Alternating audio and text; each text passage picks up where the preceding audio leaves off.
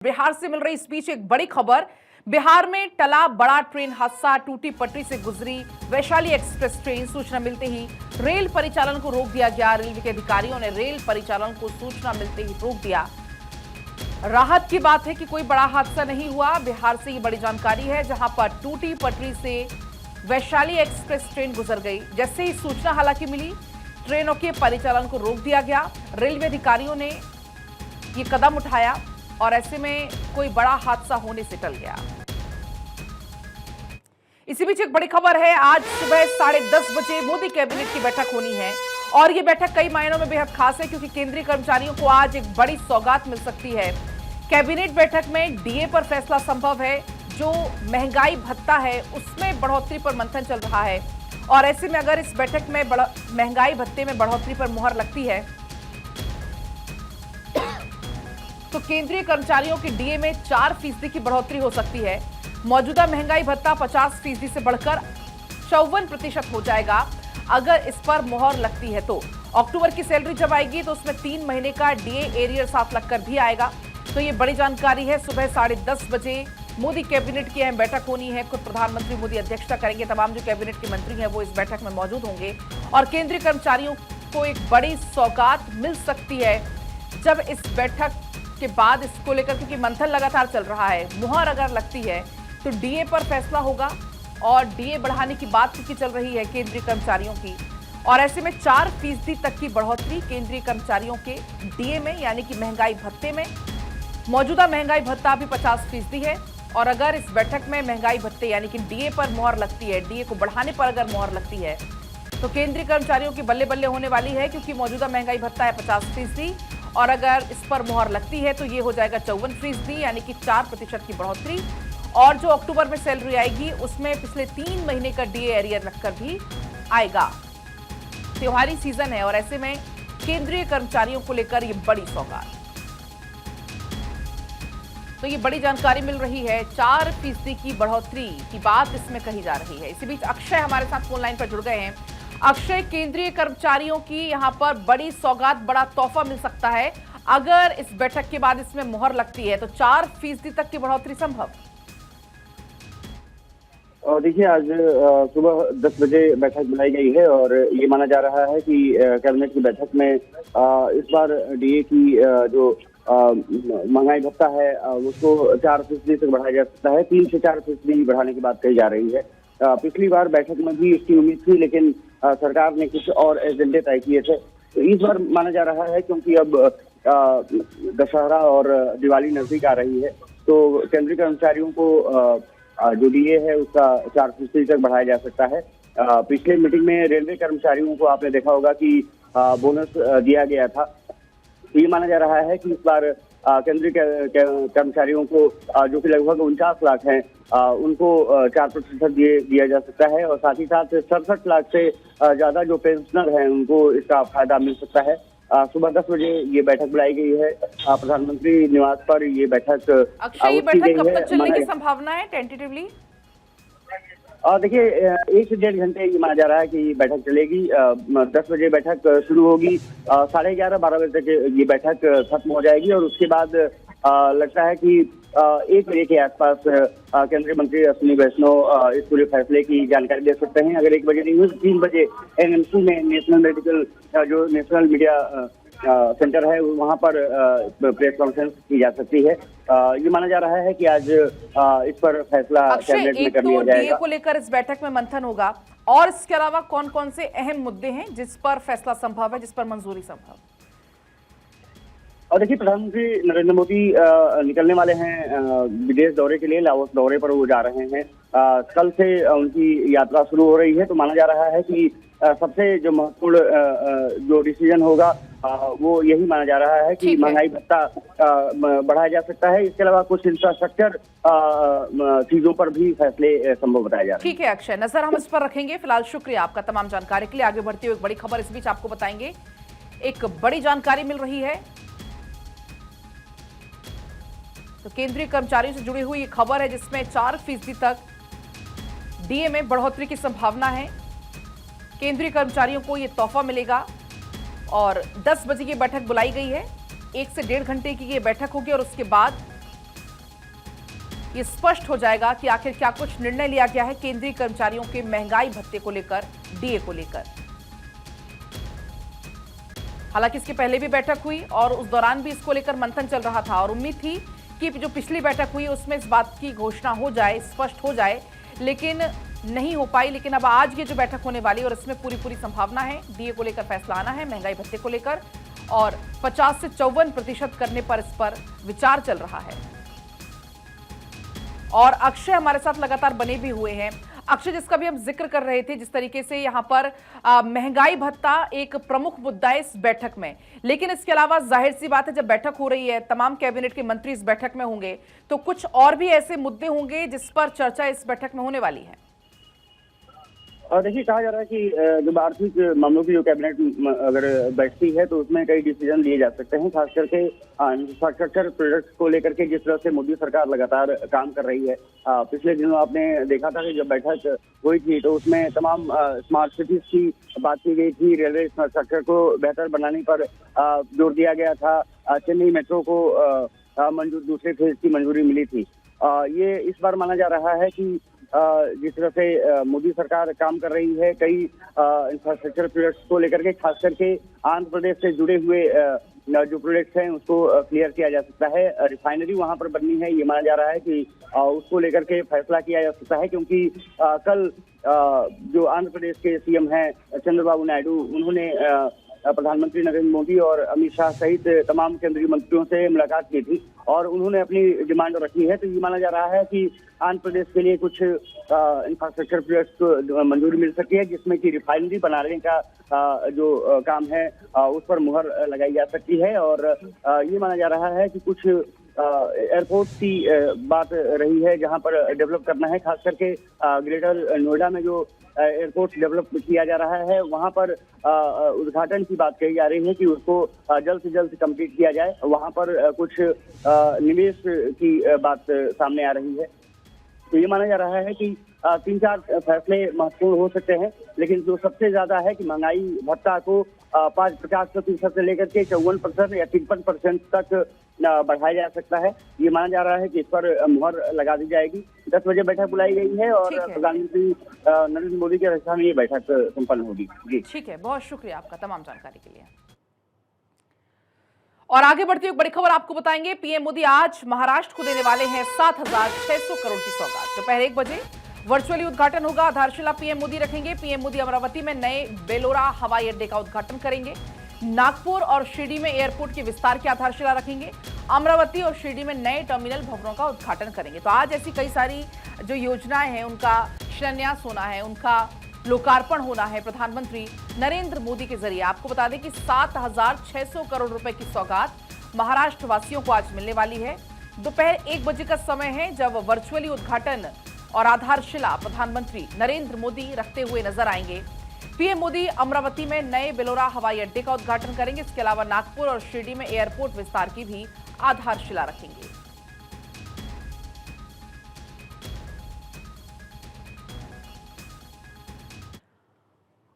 और इसी बीच अगली बड़ी खबर हरियाणा सीएम से जुड़ी हुई है। नायब सिंह सैनी दिल्ली हो चुके हैं रवाना। हरियाणा बीजेपी अध्यक्ष भी दिल्ली आ रहे हैं।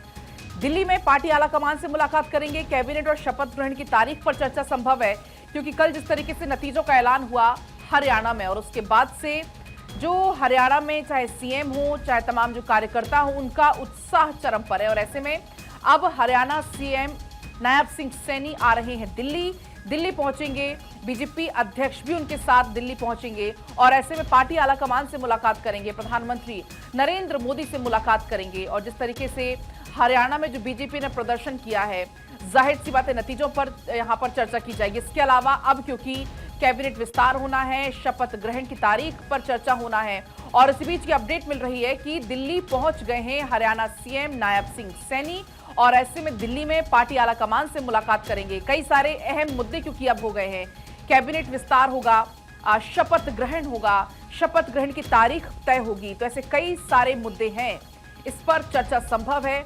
इसके अलावा बीजेपी के जो वरिष्ठ नेता हैं उनसे भी नायब सिंह सैनी आशीर्वाद लेते हुए नजर आएंगे। जो जीत दर्ज हुई है हरियाणा में, 40 से ज्यादा सीटों का लक्ष्य बीजेपी का था और वो बीजेपी ने लक्ष्य को पूरा किया।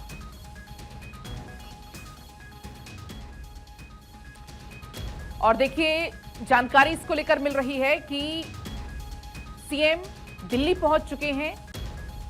जब सीएम दिल्ली पहुंचे हैं तो जाहिर सी बात है उनका शानदार स्वागत भी होना तय है, क्योंकि उम्दा प्रदर्शन हरियाणा में बीजेपी की तरफ से हुआ है। जो बीजेपी का लक्ष्य था 40 पार का, तो 40 पार अपना लक्ष्य पूरा करती हुई बीजेपी नजर आई। पिछली बार के नतीजों की अगर हम बात करें तो पिछली बार के नतीजे को पछाड़ते हुए 8 सीटें पर ज्यादा जो कि बीजेपी ने पाई हैं, और ऐसा एक रिकॉर्ड अपने आप में बीजेपी ने अपने नाम किया है। थानेश्वर इस बीच हमारे साथ जुड़ गए हैं फोन लाइन पर। थानेश्वर, सीएम नायब सिंह सैनी दिल्ली पहुंच गए हैं और जाहिर सी बात उनका स्वागत होना, अच्छा स्वागत होना तय है, क्योंकि जो प्रदर्शन हरियाणा में बीजेपी ने किया, जो लक्ष्य बीजेपी ने तय किया था, उस लक्ष्य को पूरा किया है बीजेपी ने।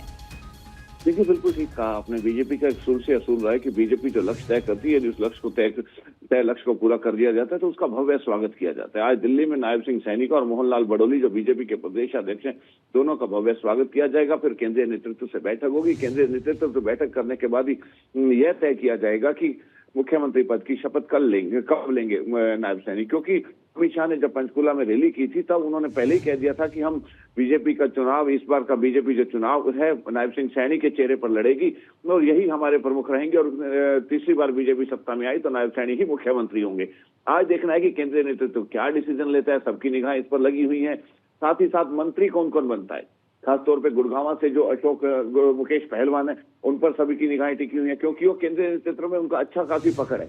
टिकट भी हो चुकी, गुड़गांव से आज तक किसी ब्राह्मण को टिकट नहीं मिली, पहले एक बार दी गई थी, उसके बाद से लगातार बनी है और पंजाबी को दी जाती है। अब केंद्रीय नेतृत्व से जो मुकेश पहलवान के लिंक है, उन लिंक का वो कितना फायदा उठा पाते हैं, क्या वो मंत्री बनते हैं नहीं बनते। और शक्ति रानी शर्मा जो बीजेपी की दिग्गज नेता कही जाती है, क्योंकि उनके बेटे कार्तिक के राज्यसभा सांसद हैं, क्या वो मंत्री बन पाती है। अब इस बात पर चर्चा होनी शुरू हो गई है कि आज जो भव्य स्वागत के बाद जो केंद्रीय नेतृत्व से बैठक होगी उसमें क्या क्या निर्णय होते हैं, क्योंकि बीजेपी ने कहा था कि शपथ लेने से पहले जो रिजल्ट रुके हुए हैं, जिनको सरकारी नौकरी ज्वाइन करनी है, करीबन 25,000 युवाओं का रिजल्ट था। आचार संहिता लागू हो गई थी, वो ज्वाइन नहीं कर पाए थे। तो बीजेपी ने हर भाषण में कहा था कि शपथ लेने से पहले उन युवाओं को अपॉइंटमेंट लेटर दिए जाएंगे। अब देखना यह है कि बीजेपी अपने वायदे किस तरीके से पूरे करती है। आज ये सब कार्यक्रम दिल्ली में तय होगा जी, क्योंकि बेहद खास कल के जो नतीजे रहे हरियाणा के, खासतौर पर अगर हम बात करें थानेश्वर, जिस तरीके से कांग्रेस ने जिन जिन मुद्दों पर बीजेपी को घेरने की कोशिश की, बीजेपी ने उन्हीं मुद्दों की रणनीति बनाकर उन्हीं मुद्दों से पटखनी कांग्रेस को दी। बिल्कुल ठीक कहा आपने। बीजेपी ने बड़े सिस्टेमेटिकल ढंग से और मैं कहता हूं कि मैनेजमेंट तरीके से चुनाव लड़ा है। बीजेपी ने कांग्रेस के गढ़ में जाके अपने दिग्गज स्टार प्रचारकों की रैलियां करवाई हैं, जबकि कांग्रेस के राहुल गांधी ने अगर 14 रैली की है तो उसमें से 12 रैलियां तो उस जगह हुई थी जहां कांग्रेस के ऑलरेडी विधायक थे। बीजेपी के गढ़ में सेंध लगाने का कहीं भी राहुल गांधी से प्रचार नहीं करवाया गया। और दूसरी बात यह है कि जिस तरीके से राहुल गांधी ने स्टेज पर कुमारी शैलजा और भूपेंद्र हुड्डा का हाथ मिलवाया था, तो उससे लोगों में ये मैसेज गया कि कहीं ना कहीं पार्टी में गलत चल रहा था, जो पब्लिक में आकर राहुल गांधी को हाल दिलवाना था। अति आत्मविश्वास जो कांग्रेस पर ही भारी पड़ा। फिलहाल शुक्रिया आपका तमाम जानकारी के लिए, क्योंकि देखिए हरियाणा में बीजेपी की हैट्रिक अपने आप में एक बड़ा रिकॉर्ड है, क्योंकि हरियाणा में कभी भी कोई भी पार्टी लगातार तीसरी बार चुनाव नहीं जीती। इतना ही नहीं, हरियाणा के इतिहास में बीजेपी का यह अब तक का सबसे बेहतरीन परफॉर्मेंस भी है। बीजेपी इससे पहले कभी भी 50 के आंकड़े को तक नहीं छू सकी। इस रिपोर्ट में आप देखिए।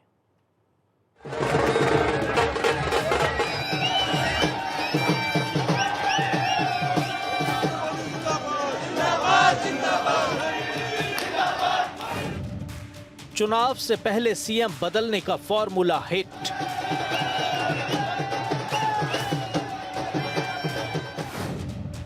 अब की बार हरियाणा में सैनी ही सिकंदर।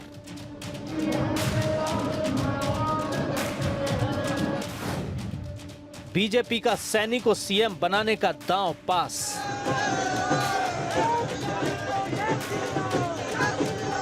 हरियाणा में बीजेपी की हैट्रिक की एक वजह मुख्यमंत्री बदलने का फॉर्मूला भी माना जा रहा है।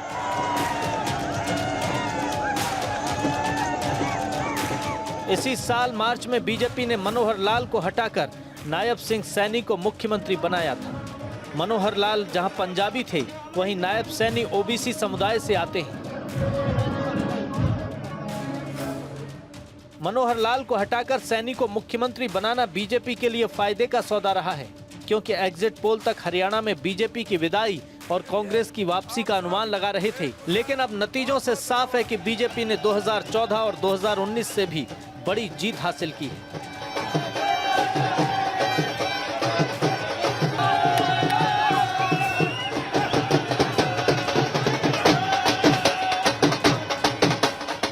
मैं हरियाणा प्रदेश को, पूरी जनता को मैं ये प्रणाम करता हूँ। मुझे विश्वास था और मैं लोगों के बीच में जो उनका आशीर्वाद, जो प्यार, गरीब का, किसान का, महिलाओं का आशीर्वाद जो मुझे मिल रहा है, युवाओं का आशीर्वाद मिल रहा था, मैं उस हौसले के ऊपर मैं कह रहा था कि भारतीय जनता पार्टी तीसरी बार बड़े मैंडेट के साथ सरकार बना रही है। जब मोदी जी का आशीर्वाद सिर पर हो, अमित शाह जी का आशीर्वाद सिर पर हो और हमारे जगत प्रकाश नड्डा जी का आशीर्वाद सिर पर हो और जब ठाकुर राजनाथ सिंह जी का आशीर्वाद सिर पर हो, मनोहर लाल जी का आशीर्वाद सिर पर हो, तो फिर दिक्कत नहीं आती। हरियाणा की सियासत में जाट काफी अहम फैक्टर माने जाते हैं। किसान आंदोलन और फिर पहलवानों के आंदोलन की वजह से जाट वोटर्स बीजेपी से नाराज माने जा रहे थे। इसके अलावा ऐसा भी माना जा रहा था कि भूपेंद्र सिंह हुड्डा के बूते कांग्रेस को ज्यादा जाट वोट मिलने की उम्मीद थी। ऐसे में बीजेपी ने ओबीसी फैक्टर को साधने की कोशिश की। हरियाणा के जातीय समीकरण पर नजर डालें तो यहाँ ओबीसी 40%, जाट 25%, दलित 20%, सिख 5% और मुस्लिम वोट 7% है। हाल ही में हुए लोकसभा चुनाव में भी बीजेपी को जाटों की नाराजगी का नुकसान उठाना पड़ा। कांग्रेस ने यहां की 10 में से 5 सीटों पर जीत हासिल की। इनमें से 2 अंबाला और सिरसा एससी सीट थीं। बाकी 3 सोनीपत, रोहतक और हिसार जाट बहुल सीटें थीं। वहीं बीजेपी ने करनाल, फरीदाबाद, गुड़गांव, भिवानी, महेंद्रगढ़ और कुरुक्षेत्र में जीत हासिल की। इन सभी 5 सीटों पर ओबीसी और ऊंची जातियों का दबदबा है। मार्च में जब बीजेपी ने मनोहर लाल को हटाकर नायब सिंह सैनी को मुख्यमंत्री बनाया, तब से इसे चुनावी दांव ही माना गया था, क्योंकि बीजेपी कई राज्यों में चुनावों से पहले मुख्यमंत्री बदल चुकी थी। इस चुनाव में बीजेपी ने सैनी के चेहरे पर ही चुनाव लड़ने का फैसला लिया। माना जा रहा है कि सैनी की वजह से बीजेपी ने न सिर्फ एंटी इनकम्बेंसी को कम किया, बल्कि ओबीसी वोटर्स को भी साधा।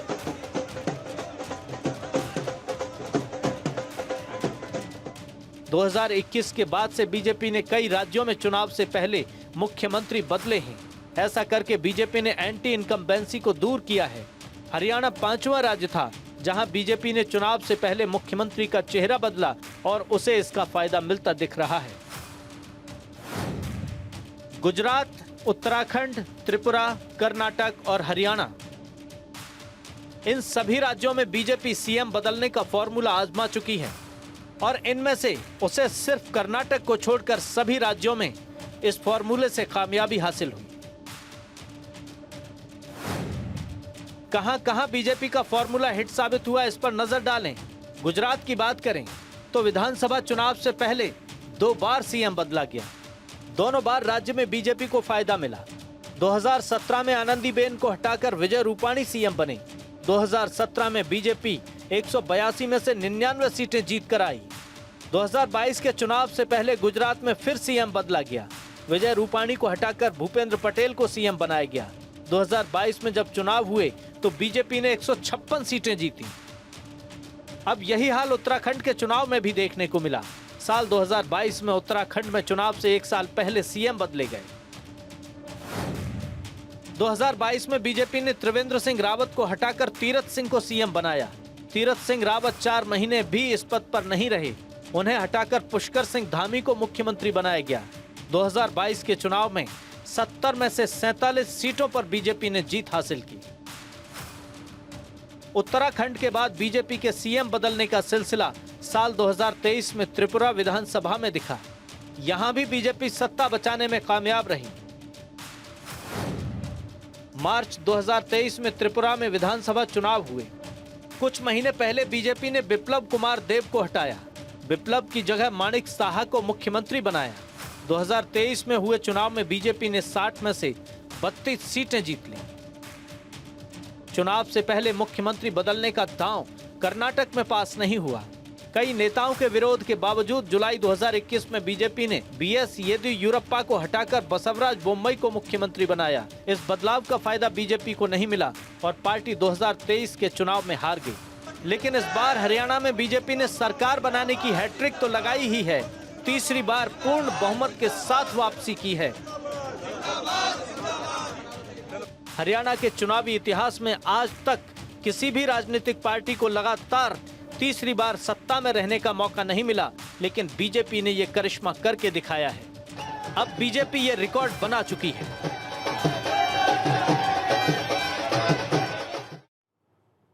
अब आगे बढ़ते हुए बात करेंगे शेयर मार्केट अपडेट की। भारत में आरबीआई की ब्याज दर नीति की घोषणा क्योंकि आज होनी है।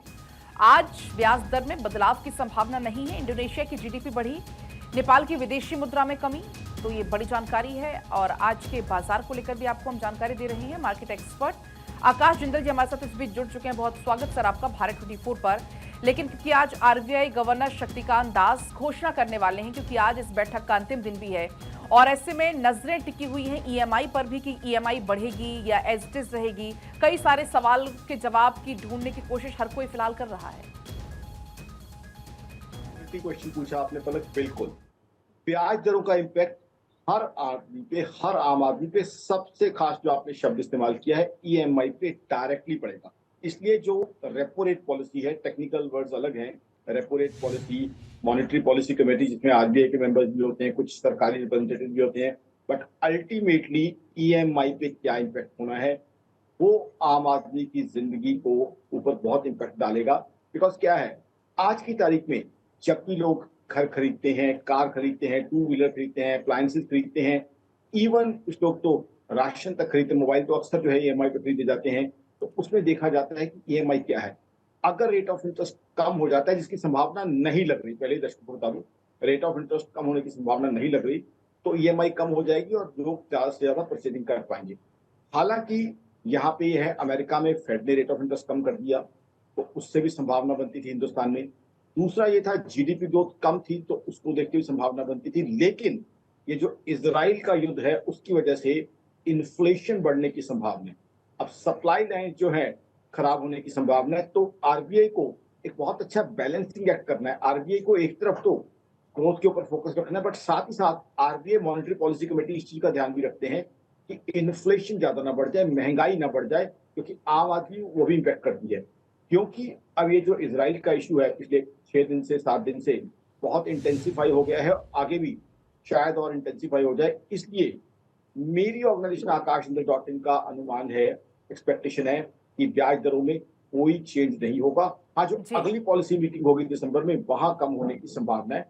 हालांकि अगर ब्याज दर कम हो जाते तो लोग, ये नवरात्र का मौका है, फिर आगे दिवाली का मौका है, तो लोग ज्यादा से ज्यादा बाइंग करते, क्योंकि ये समय वो होता है जब हिंदुस्तान में ज्यादातर लोग बाइंग करते हैं अप्लायंसेस की, मोबाइल्स की, ऐसे में एलईडी सेट्स आकाश जी की। नजरें लगातार बनी हुई है इस बैठक पर। फिलहाल बहुत आपका शुक्रिया बातचीत के लिए।